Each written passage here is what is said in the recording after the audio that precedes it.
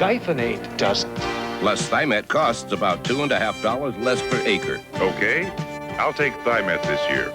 Better performance at a lower price. That's why Diphenate users are switching to Thimet. Have you heard the news about Allstate homeowners insurance rates in Minnesota? Nope. Now they're lower. They are lower. Allstate has lowered rates for old homes, new homes, even dream homes. Bring your policy into Allstate and compare. See how low our new rates really are. Wow. They're low. You're in good hands with Allstate. A member of the Sears Financial Network. Serving and informing the Twin Cities for 4 decades. This is WCCO Television, Minneapolis, St. Paul. And now, Dave Moore, Pat Miles, Mike Fairborn, and Ralph John Fritz bring you Channel 4's 6 p.m. report. Good evening, everyone. Several court stories top tonight's 6 p.m. report. The first involves a surprise verdict for the 31 women accused of trespassing on Sperry property. Well, after deliberating 11 hours, the jury acquitted the defendants, apparently buying their claims that their actions were justified to bring attention to the role Sperry plays in weapons production. Mike Strand is standing by in our St. Paul newsroom. He has a live report on the case. Don, the acquittals brought cheers from the packed courtroom and predictions of increased support for the anti-nuclear arms movement from supporters. The stunning verdict sparked a celebration outside the 16th floor of the Ramsey County courtroom. It reaffirms my hope and belief in people when they hear the truth about what we are up against in terms of the nuclear insanity, that they really do want to change. And given the opportunity, they will. For the better part of 2 days, the jury was evenly divided on the fate of the Sperry protesters. But the 3 men and 3 women say Judge Joanne Smith's instructions were critical in their deliberations. The judge told the jurors people have a moral right and obligation to act in the face of perceived danger. Those words forced jurors to judge the hearts as well as the actions of peace camp members. We were taking the group as a whole, and there were some that seemed to be more sincere than others. And I think the overriding factor was the sincerity of the group as a whole. We decided that they didn't have a criminal intent in crossing over onto that property. They firmly believed that they were trying to help everyone. Prosecutors declined comment, but the lead defense attorney called it a thrilling victory and a new day for opponents of the arms buildup. I think this just sets another precedent for people who want to non-violently protest what's going on in this country. As long as they do it within the law, peacefully, I think you have a right to express your views. Sperry officials were not on hand for today's verdict, and it is unknown whether the company plans to appeal this particular ruling. Don? Thank you for your report, Mike. A northern Minnesota man was in court today questioning a jury verdict. He says he's innocent. His friends say he could not have committed murder. Today, attorneys for convicted murderer Larry Race brought new claims of innocence to a Duluth courtroom. And as Tony Vigneri reports, defense attorneys are asking that Race be set free. It was November 1983. Larry Race is sentenced to life in prison for killing his wife. Race was convicted of first-degree murder for setting his wife, Debbie, adrift in a leaky raft on the cold waters of Lake Superior. That was in May of 1982. She died of hypothermia. Race supporters have followed the case closely. They believe an innocent man is in jail. Today they turned out 70 strong in the courtroom of Judge Jack Littman. Defense attorneys offered newly found evidence.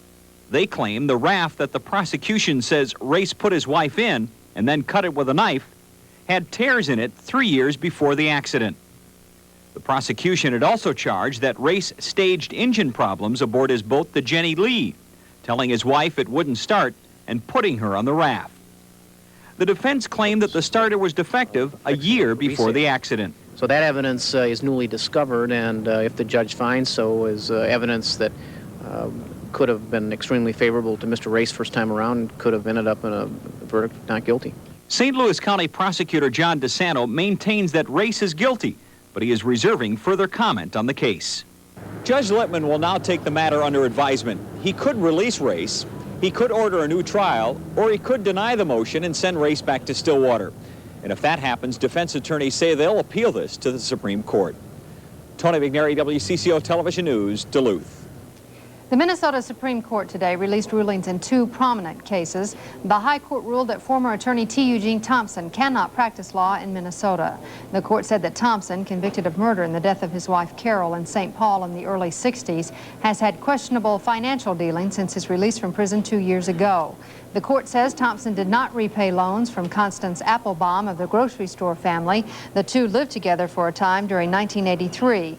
Applebaum also testified that Thompson beat her. The High Court also upheld the child sex abuse convictions of Alice and Stanley Cermak. The court ruled today that the Cermaks received fair trials on charges of abusing their 5 grandchildren and that photographs of sex acts between adults and children were properly admitted as evidence at their trials. And in an ongoing legal battle in St. Paul, Norwest is once again going to court seeking the city's cable television franchise. The company that now holds that franchise, Continental, is asking to make some changes in the system's design. Mike Walsher is here now with an update on St. Paul's cable television situation. In a letter to City Council, Continental says it wants to save $1.5 million by installing only 1 strand of cable instead of 2. The company says that by using new technology, it can offer up to 78 channels on that 1 cable. This councilman says it'll be no problem making that change in the franchise. It doesn't make a lot of sense to hang another cable and not have anything on it.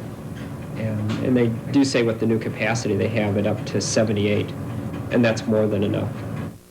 The challenger Norwest has lost before the City Council, the Cable Board, the State Supreme Court, and Federal Judge Donald Alsop. But its California lawyer says some decisions that had gone against Norwest's line of argument have recently been overturned in other courts. He told me Norwest will use those rulings in appeals. Cable television is a First Amendment speaker, and as a First Amendment speaker, cities could not engage in an auction process whereby they allow but one company to have a monopoly in the city to the exclusion of other companies.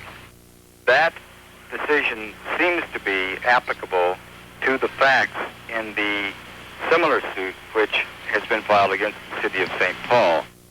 Continental says it's not worried. Essentially, if they prevail with their theory, it will throw out the franchising processes which have been used nationally over the last 30 years. You think it's going to happen? I'm pretty sure that's not going to happen. Meanwhile, the first Continental subscriber begins receiving cable the end of this month. I'm Mike Walsher, WCCO Television News, St. Paul. A third air traffic controller has been taken off the job at the Twin Cities International Airport in another incident last Sunday. This one 9 hours before the near collision between 2 DC-10s. An Eastern jet had to abort its takeoff because of engine problems. Then a local air controller still allowed a Republic flight to land on the very same runway. It's against the rules to have 2 airliners on the same runway.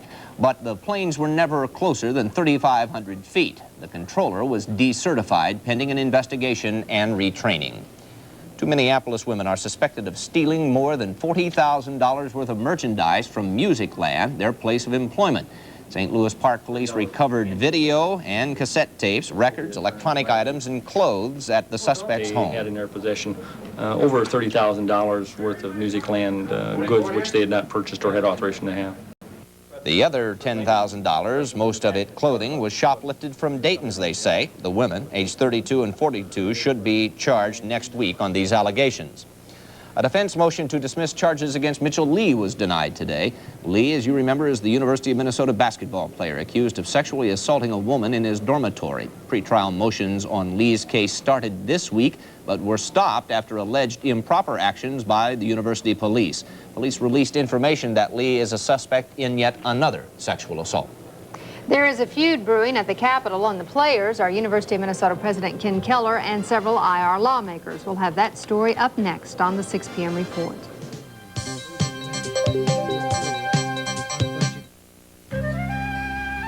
Tasting yogurt before stirring up the fruit is a killer for many fruit-on-the-bottom yogurt lovers. But Old Home urges you to taste our fruit-on-the-bottom yogurt before stirring up the fruit. You see, Old Home added a little vanilla to our yogurt. Smoother, good for you. Now, stir up the fruit and the Old Home fruit-on-the-bottom yogurt experience is alive and not a killer anymore. Sperry Protesters just wasn't right, answering to some big corporation. That's why we bought our winery back, so we could make wine our way, the Colony way. Some of us go back generations here at Colony, and we want to make wine we're proud of. Wine that won't play second fiddle to anyone. Not Paul Masson, not Almondon, no one. And we're making it. Because now that we own Colony again, we don't have to answer to anyone but ourselves and you. Excuse me, ma'am. What's the #1 reason you shop Rainbow Foods? Low prices. Are you sure it's not Rainbow's incredible fresh produce? Low prices. Are you sure it's not Rainbow's bright, fun superstore atmosphere? Low prices. How about Rainbow's many convenient locations? Low prices. There are many good reasons why people try Rainbow Foods, yet the #1 reason Rainbow becomes their regular store is still low prices. Time you heard about your loan, right? Right. Well, any time now, that other bank, the slow one, will let you know if you get the money or not. Or not? How long's it been? A week? A week? You know, at TCF, you get a yes or a no on an installment loan in just 8 hours. 8 or hours? We'll give you $25. $25? Call TCF first. I am calling. Our express loan service is smart banking. TCF is smart banking for all the times of your life. There is a budget battle underway at the state capitol, and it's University of Minnesota President Ken Keller in one corner and independent Republican legislators in the other.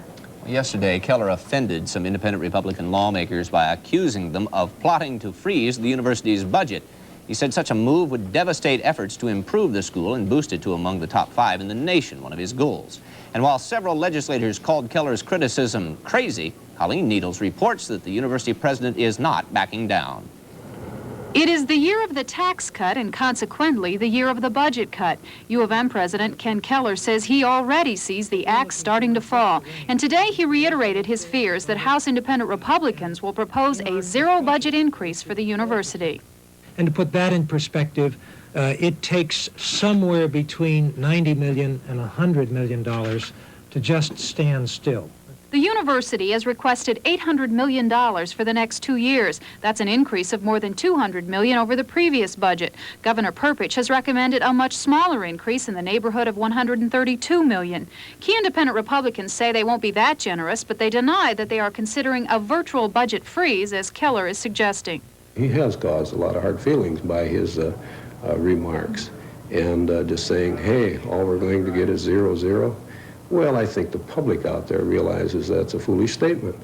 Representative Hokus says he hasn't had a chance to draw up any figures, but he says he won't be influenced by the $100 million the university says it needs just to stay even. And I've been here for 3 sessions of this. The university has never got what the governor recommended yet, and they seem to live right through it. Well, the sun will come up in the morning, it'll go down in the evening, and the university will stay open, but what it will mean is we begin to cut into faculty salary increases. What it will mean is that the demonstrated funding lack at the university, the fact that we're below the median in the Big Ten, will get worse. Keller says he's all in favor of a tax cut, but not so drastic a one that it interferes with the university's budget. State legislators say it undoubtedly will, but they won't know for a couple weeks by how much. Colleen Needles, WCCO Television News, the Twin Cities.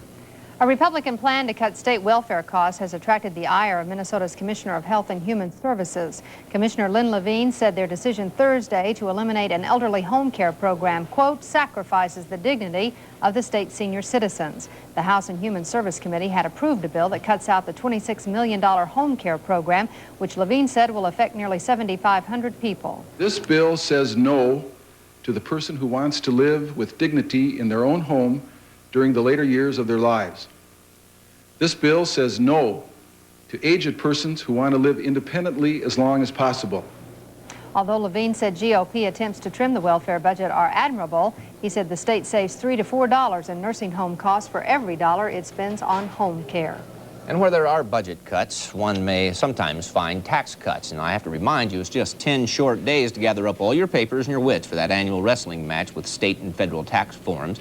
But we're not being forgotten in our last-minute panic. And Alliance of Minnesota Businesses is preparing an all-out assault on state taxes. Marcia Fleur reports.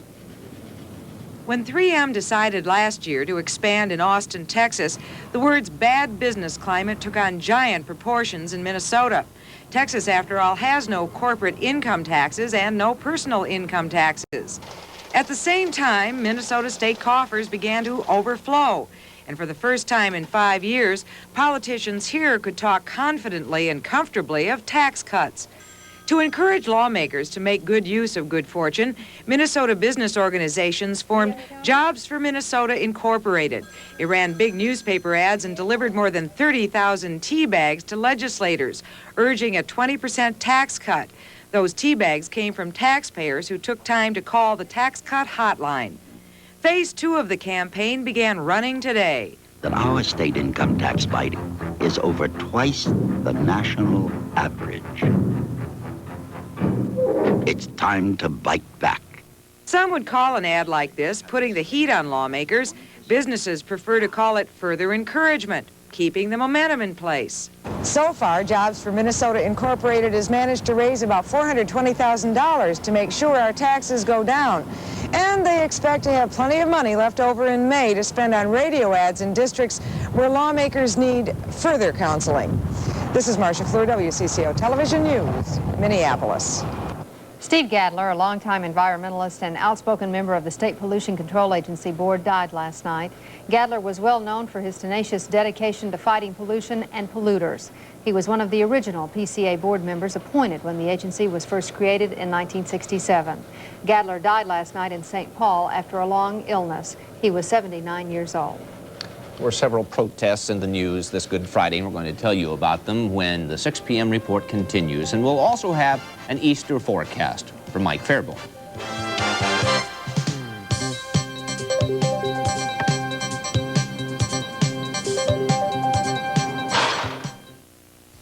You talked, and at W Light 103 FM, they listened. You said you enjoy a wide variety of music, including your favorite oldies. And 80% of you who listen to W Light said a lot of music is very important. Most of you who listen to KS 95 told us a lot of music is important to you, too. You don't have to say it twice. You want more music? Listen to W Light 103 FM. It's light rock and less talk. Hey, that's a good-looking yard you got there. Your grass looks great. Did you have a lawn service come and spray it? Did they spray for weeds? Fertilize it too, huh? Sure looks good. Can I ask you what you paid for the spraying? Well, $40. Oh, I guess you didn't know that Green Stuff could have done the same thing for about half the price and guarantee it. Huh? Green Stuff. Call us. We'll leave your lawn nice and green at prices that leave our competitors green with envy. Enter the next decade.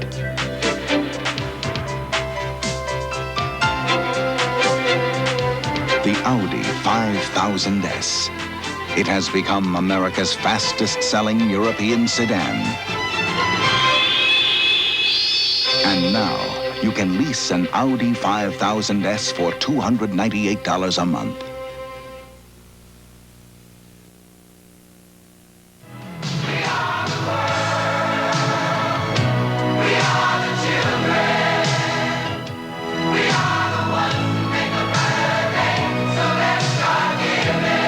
If you were listening to radio at 9:50 this morning, chances are you heard the words you're hearing now. An estimated 5,000 radio stations worldwide picked today, Good Friday, to simultaneously play the song, We Are the World. Many local stations participated in that broadcast, although some refused to play the song because Prince didn't contribute to it. The musical gesture was aimed at drawing even more attention to the millions of people starving in Africa. The station managers say that We Are the World has been the #1 request for more than a month now. It's beyond the realm of imagination for most of us as we sit here in a fast food lifestyle, driving 2 or 3 cars in a family. These people are finding it difficult to feed themselves on a daily basis. Video and record sales are expected to exceed $250 million, and all of that money will go toward feeding the hungry in Africa and wherever people are starving. In a more turbulent way, Good Friday was also noted today by 3 activist groups. 15 anti-nuclear protesters were arrested today at the Honeywell headquarters in Minneapolis. They were part of a group which hung up a fake missile with a figure crucified on it. Police say they also poured what looked like blood on the doorstep. Honeywell is involved in defense contracts and has been the scene of previous protests. Abortion was also on the minds of protesters this Good Friday. Nearly 50 pro-lifers showed up at the Planned Parenthood Clinic in St. Paul to protest what they called murder of the unborn. Their counterparts were on hand at the St. Paul Cathedral today, holding their own memorial vigil for women who died from illegal abortions. Well, Mike is here to give us, we hope, a good Easter forecast. Well, I think it's going to be decent. Going to be a little on the chilly side for getting out and Easter egg hunting or whatever you're going to do this weekend. But we're promising a warm-up by the middle part of next week into the 50s, maybe even some 60s. Oh, that would be nice, wouldn't it? It really will be.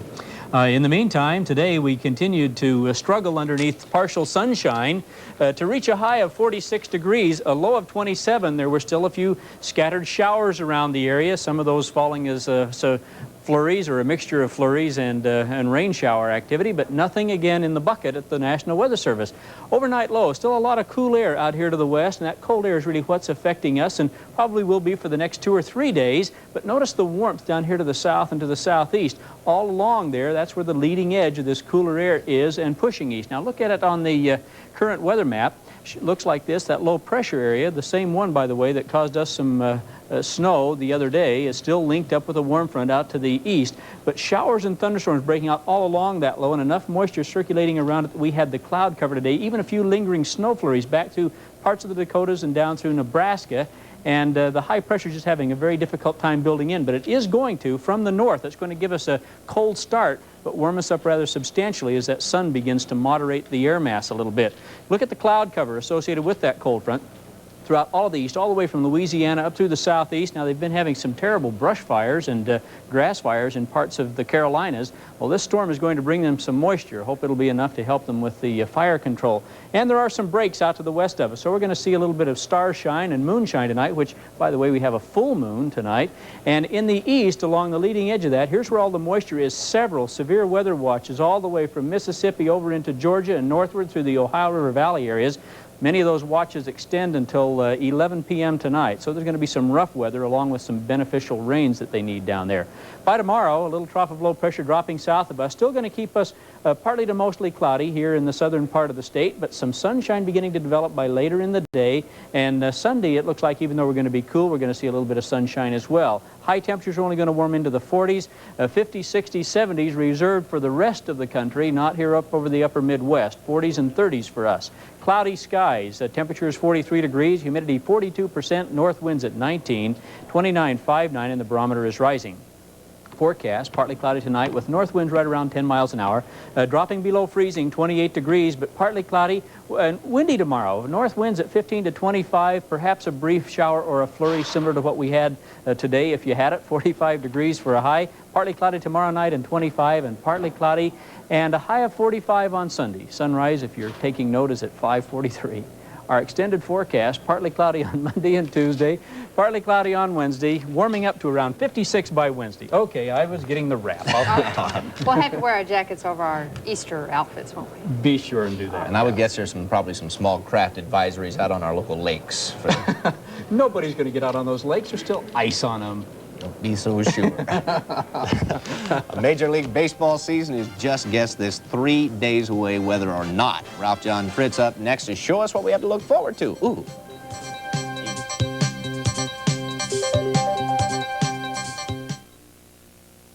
Is Cadillac too sensible for a luxury car? I like the safety of a Cadillac. I also like the quality and the attention to detail. Mileage. There's a lot of sensible things about owning a Cadillac. I bought a Cadillac because of the way a Cadillac looks and the necessity for having front-wheel drive in Minnesota winters. It really does a job. I'm really happy with it. Discover the sensible side of Cadillac. See your Twin Cities Cadillac dealer today. It's happening today and tomorrow. Levitt's big 17-hour sale. Save 15 to 57% on everything in stock. Today, noon to 9. Tomorrow, 10 to 6 at Levitt's. Sometime in the future, and the world is filled with unrest and ruthless outlaws. No one is safe until one lone police officer sets out for revenge. Ugh. Do you know why? It's that rat circus out there. I'm beginning to enjoy it. What is this, funny week? Look any longer out on that road and I'm one of them, you know? A terminal crazy. Only I got a bronze badge to say I'm one of the good guys. Mel Gibson is Mad Max, Friday night at 11:05 on WCCO television. NCAA college presidents are concerned over what they call an integrity crisis in collegiate sports these days. Today, a commission recommended some reforms. One is that the school presidents will conduct budgets and audits of their respective athletic departments. The commission also wants academic records of incoming freshmen published and to continue that practice throughout their athletic career. These suggestions will be presented with others at the NCAA convention this June in New Orleans. Ironically, of course, that's the site of Tulane University. Well, the Major League Baseball season officially opens Monday, and I don't know about you, but I can't wait for those spectacular diving catches, picture-perfect double plays, and all the action which makes baseball the great American pastime.